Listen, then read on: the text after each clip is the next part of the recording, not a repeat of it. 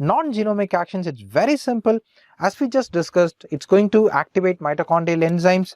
When mitochondrial enzymes are getting activated, there is going to be increased metabolism. There is going to be increase in metabolism, number one. Number two, by triggering vasculature, thyroid hormone promotes vasoconstriction at certain places, not all, at certain places. And apart from the regular action of thyroid hormones on cardiac structures, there are some other actions which are not getting mediated by thyroid hormone receptor. In that way, in CVS, in heart, thyroid hormone increases the activity of raaonline receptors. And you guys know, raaonline receptors are located in sarcoplasmic reticulum, right? Let's have a quick look at the action profile here, doctors. So when it comes to raaonline receptors, they are located in sarcoplasmic reticulum, and through this raaonline receptor there are going to be release of calcium from the sarcoplasmic reticulum. So this receptor, raaonline receptors, are located in the sarcoplasmic reticular membrane, which are involved in release of calcium into the cytoplasm. When more calcium enters cytoplasm, it increases the force of contraction. So through genomic as well as non-genomic action, dual mechanism, genomic as well as non-genomic actions, there is going to be increase in force of contraction.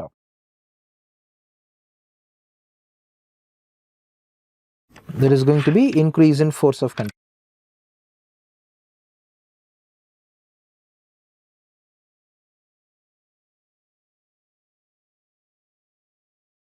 So that's genomic actions as well as non-genomic actions of thyroid hormones, guys. Now, moving on to examination and investigation. Thyroid abnormalities are evaluated. See, when it comes to examination for thyroid abnormalities, your examination begins with physical examination, and that's crucial. Alright? Unless otherwise you examine physically the thyroid gland, your information acquisition regarding that disorder is going to be inadequate. So it begins with physical examination. You got to look at the appearance of overall neck, you got to look at the abnormalities in the neck. Rather than restricted to thyroid gland, you got to look at the entire neck, look for engorged veins. Alright, there is a sign called as Pemberton sign, which is very interesting. Now, we know that thyroid gland is getting restricted from cricoid cartilage all the way to suprasternal notch. That is all. This is the location of thyroid cartilage. In case of thyroid enlargement, when thyroid gland dips into the thorax, alright, it passes beneath the suprasternal notch and it is going to be called as retrosternal thyroid. Alright, the thyroid gland should supposed to stop at the suprasternal notch. But when the gland enlarges, it protrudes behind the sternum. Alright, this is sternum. Normal thyroid should stop here. But when the thyroid gland enlarges, the thyroid gland goes all the way behind the sternum, retrosternal thyroid. In that situation, what happens is, when the patient is asked to sit straight like this, the thyroid gland dips into the thorax and it's not going to make any difference. But if you ask the patient to lift both the upper limbs, when the subject lifts both the upper limbs, the effect is superior vena cava comes in between the clavicular head and the retrosternal thyroid gland. Usually in normal conditions, the space is empty, there is going to be nothing. So when clavicular head is bent inferior and laterally during overhead abduction of shoulder, the thyroid gland is not going to be there and superior vena cava is relatively free from compression. Nothing is going to compress the superior vena cava. But in the presence of retrosternal thyroid, there is a thyroid gland that is occupying the space, and when the clavicle is moving inside and laterally, the superior vena cava gets stuck between these two structures. There is going to be compression of superior vena cava. When superior vena cava is compressed, right, blood doesn't get into the thorax, blood gets stagnated over the site of compression and the face turns pink, the face turns red because of superior vena caval obstruction, and that drastic change in color of a face is what is called as Pemberton signs. Alright, so we can able to see engorgement of neck veins. Alright, JVP can be even elevated. Reason?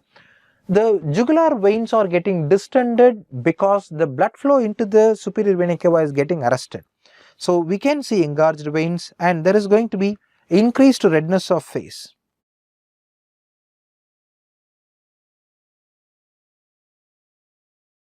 Increased redness of face during bilateral overhead abduction.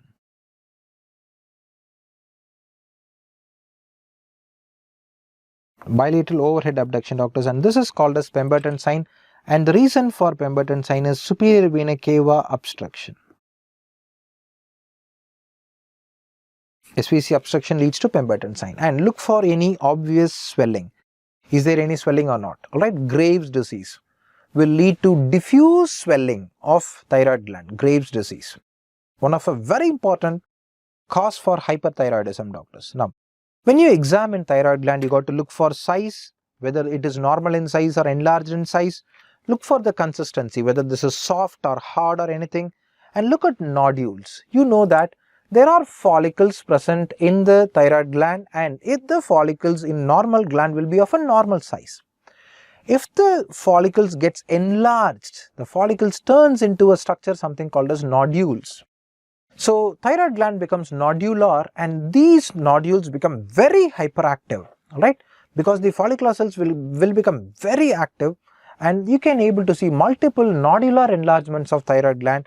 When you palpate the thyroid gland, you can able to say whether it is normal in texture or is it nodular in texture. Fixation, whether thyroid gland moves with swallowing or is it getting fixed. Alright, fixation indicates formation of fibrotic tissue, or it may be cancerous, doctors.